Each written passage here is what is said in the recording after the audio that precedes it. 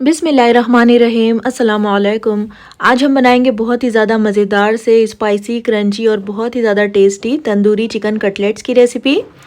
आप इनको रमज़ान में इफ़्तार के लिए, इफ़्तार की दावतों के लिए बना सकते हो। आप इनको बना करके पूरे 1 से 1.5 महीने तक के लिए डीप फ्रीज़र में स्टोर कर सकते हो, या फिर आप इनको एज ए इवनिंग स्नैक बना सकते हो। टोमेटो केचप या फिर हरी चटनी के साथ इनको सर्व कीजिएगा।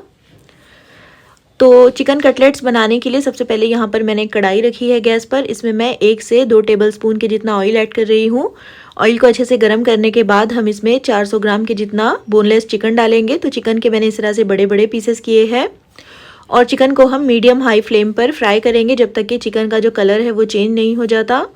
और जब चिकन वाइट कलर का हो जाएगा तो हम इसमें 1 टेबलस्पून भरकर अदरक लहसुन का पेस्ट डालेंगे और अदरक लहसुन के पेस्ट के साथ मिला करके हम चिकन को मीडियम फ्लेम पर भूनेंगे जब तक कि अदरक लहसुन का जो कच्चा फ्लेवर होता है वो ख़त्म नहीं हो जाता।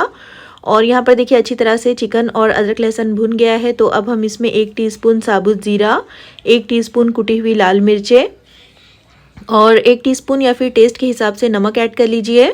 और 1 टीस्पून डालेंगे इसमें लाल मिर्च का पाउडर। 1 टीस्पून यहाँ पर मैं कश्मीरी मिर्च ऐड कर रही हूँ, इससे कलर काफ़ी अच्छा आ जाएगा। अगर आपके पास कश्मीरी लाल मिर्च का पाउडर ना हो तो फिर आप इसको स्किप कर दीजिएगा। 1 टीस्पून भुने हुए ज़ीरे का पाउडर, आधा टीस्पून गरम मसाला पाउडर और साथ ही इसमें 1 टीस्पून धनिया पाउडर, आधा टीस्पून कुटी हुई काली मिर्चें ऐड कर लीजिए और 1 टीस्पून इसमें डालेंगे चाट मसाला पाउडर। अब इन सारे मसालों को हम लो फ्लेम पर चिकन के साथ मिलाते हुए पकाएंगे।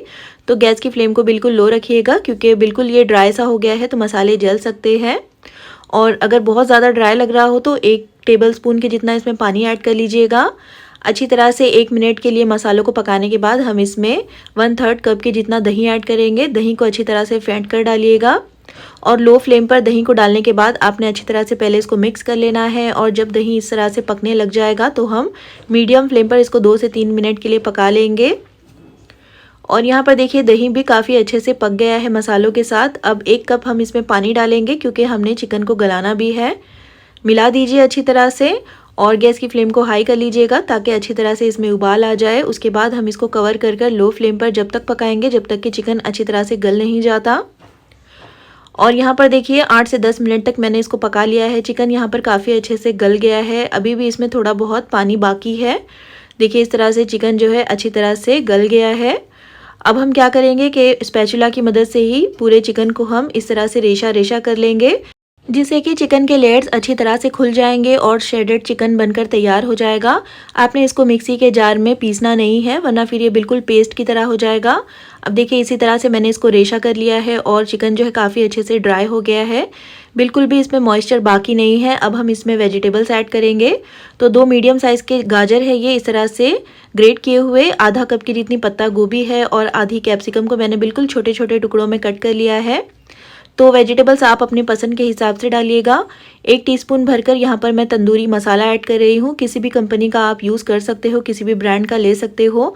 मिला देंगे अच्छी तरह से और अब हम मीडियम हाई फ्लेम पर इन वेजिटेबल्स को चिकन के साथ मिलाते हुए पकाएंगे जिससे कि चिकन के साथ सारी सब्जियां अच्छी तरह से मिक्स भी हो जाएगी और सब्जियों में जो थोड़ा बहुत मॉइस्चर होगा वो भी ख़त्म हो जाएगा। तो लो फ्लेम पर आपने इसको पकाना नहीं है वरना फिर सब्जियां बहुत सारा पानी रिलीज़ कर देगी और फिर इसको ड्राई करने के लिए आपको इसमें बहुत सारा ब्रेड क्रम्स डालना पड़ेगा। आखिर में हम इसमें आधे नींबू का रस डालेंगे जिससे कि बहुत ही चटपटा और मज़ेदार सा फ्लेवर आएगा। इसको भी अच्छी तरह से लो मीडियम फ्लेम पर मिक्स कर लीजिए। अब इसके बाद हमें इसको बहुत ज़्यादा नहीं पकाना है, बस अच्छी तरह से एक बार मिला दीजिए। उसके बाद गैस की फ्लेम को ऑफ करके हम इसको एक साइड पर रख देंगे ताकि अच्छी तरह से ये ठंडा हो जाए। और यहाँ पर देखिए चिकन के मिक्सचर को मैंने एक बोल में ट्रांसफ़र कर लिया है और काफ़ी अच्छे से ये ठंडा हो गया है। अब हम इसमें 3 मीडियम साइज़ के आलू डालेंगे। तो आलूओं को मैंने बॉईल करने के बाद इस तरह से ग्रेट कर लिया है। आलू में कोई भी बड़ा टुकड़ा नहीं होना चाहिए। मुट्ठी भरकर इसमें बारीक कटा हरा धनिया और 2 से 3 हरी मिर्ची ऐड कर लेंगे। तो मिर्चें जितनी भी हमने डाली है वो आप अपने टेस्ट के हिसाब से डालिएगा। आधा कप हम इसमें ब्रेड क्रम्स ऐड करेंगे। तो 2 फ्रेश ब्रेड को लेकर मैंने मिक्सी के जार में पीस कर ऐड कर लिया है। और अब हम इन सारी चीज़ों को अच्छी तरह से मिक्स करेंगे। तो हाथों की मदद से मिक्स करिएगा तो अच्छे से ये मिक्स हो पाएगा। तो अच्छी तरह से इसको मसलते हुए मैश करते हुए मिक्स करिएगा जिससे कि ये बिल्कुल एक डो की शक्ल में आ जाएगा। और अगर ये मिक्सचर आपको थोड़ा सा भी लूज़ लग रहा हो, थोड़ा सा भी गीला लग रहा हो तो इसमें थोड़ा सा ब्रेड क्रम्ब और ऐड कर लीजिएगा। अब देखिए काफ़ी अच्छे से ये मिक्स हो गया है, तो हम इसके कटलेट्स बनाएंगे। तो थोड़ा थोड़ा सा इस तरह से मिक्सचर हाथों में ले करके पहले इसको राउंड कर लीजिए और उसके बाद हथेलियों के बीच में इसको प्रेस करके कटलेट की शेप दे दीजिए।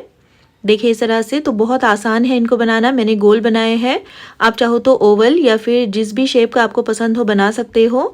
और सारे कटलेट्स जो है मैंने इसी तरह से बना करके तैयार कर लिए हैं। और यहाँ पर मैंने मीडियम साइज़ के बनाए हैं, आप चाहो तो बड़े या फिर छोटे भी बना सकते हो। अब हम चलते हैं इनकी कोटिंग की तरफ।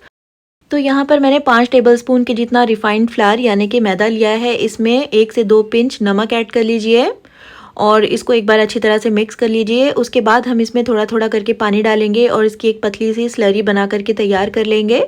तो पानी एक साथ बहुत सारा मत डालिएगा वरना फिर इसमें लम्स बन जाएंगे। तो थोड़ा थोड़ा करके इसमें पानी डालिए और लम्प फ्री स्लरी बना करके तैयार कर लीजिए। तो हैंड विस्कर की मदद से मिक्स करिएगा तो अच्छी तरह से ये मिक्स हो पाएगा और इसमें बिल्कुल भी लम्प्स नहीं बनेंगे। अब देखिए अच्छी तरह से मैंने स्लरी बनाकर तैयार कर ली है और इसकी कंसिस्टेंसी भी आप देख सकते हो। अब इसको हम रखते हैं एक साइड में और यहाँ पर थोड़े से फ्रेश ब्रेड के स्लाइसेस लेकर मैंने मिक्सी में पीसकर इस तरह से ब्रेड क्रम्स बना लिया है। अगर आपके पास रेडीमेड वाले हो तो आप उनका इस्तेमाल भी कर सकते हो। अब हम इनको कोट करेंगे। तो एक एक कटलेट इस तरह से उठा करके हम पहले मैदे की स्लरी में डिप करेंगे। तो अच्छी तरह से अलट पलट करके स्लरी से कटलेट को कोट कर लीजिए। उसके बाद हम इसको ब्रेड क्रम्स में डालकर अच्छी तरह से प्रेस करते हुए कोट कर लेंगे। तो अच्छी तरह से प्रेस करते हुए अलट पलट करके इसको ब्रेड क्रम्स में कोट कर लीजिए। तो यहाँ पर मैं इसकी एक ही कोटिंग कर रही हूँ, आप चाहो तो डबल कोटिंग कर सकते हो जिससे कि ये बिल्कुल क्रिस्पी और क्रंची बन जाएंगे और ये सिक्योर भी हो जाएंगे 1 से 2 महीने के लिए स्टोर करने के लिए डीप फ्रीज़र में। तो बहुत आसान है इनकी कोटिंग भी। बस एक कटलेट उठा करके इस तरह से मैदे की स्लरी में पहले डिप कर लीजिए, उसके बाद इसको ब्रेड क्रम्स में अच्छी तरह से कोट कर लीजिए। और इसी के साथ देखिए यहाँ पर मैंने सारे कटलेट्स को कोट कर कर रख लिया है। इस पॉइंट पर आप इनको किसी भी जिपलॉक बैग में या फिर किसी भी बॉक्स में डाल करके डीप फ्रीज़र में 1 से 2 महीनों तक के लिए स्टोर कर सकते हो। और अब इनको फ्राई करने के लिए पैन में मैंने ऑयल को मीडियम हाई फ्लेम पर अच्छी तरह से गर्म करने के बाद फ्लेम को मीडियम कर लिया है और एक एक करके ये सारे कटलेट्स हम पैन में इस तरह से डाल देंगे। तो बहुत सारे एक साथ मत डालिएगा, पैन को ओवर क्राउड मत करिएगा। और इस तरह से डालने के बाद आपने इसको कुछ सेकंड के लिए बिल्कुल भी टच नहीं करना है। बस कुछ देर के बाद जब इसके ऊपर थोड़ा सा कलर आने लग जाएगा तो हम इसको पलट देंगे। तो बहुत ज़्यादा टाइम नहीं लगता है इनको फ्राई होने में क्योंकि अंदर की जो सारी चीज़ें हैं वो पकी हुई है। तो बस आपने इनको लगातार मीडियम टू हाई फ्लेम पर ही फ्राई करते जाना है जिससे कि ये ऊपर से अच्छी तरह से क्रंची भी हो जाएंगे और इनके अंदर बहुत सारा ऑयल भी नहीं भरेगा। अगर आप इसको लो मीडियम फ्लेम पर फ्राई करोगे तो ये बहुत सारा ऑयल एब्जॉर्ब कर लेंगे और बहुत ही ज़्यादा ऑयली बन जाएंगे। अब देखिए अलट पलट करके मैंने इनको 3 से 4 मिनट के लिए अच्छी तरह से फ्राई कर लिया है। टोटल इनको फ्राई करने में 5 से 6 मिनट लग जाएंगे।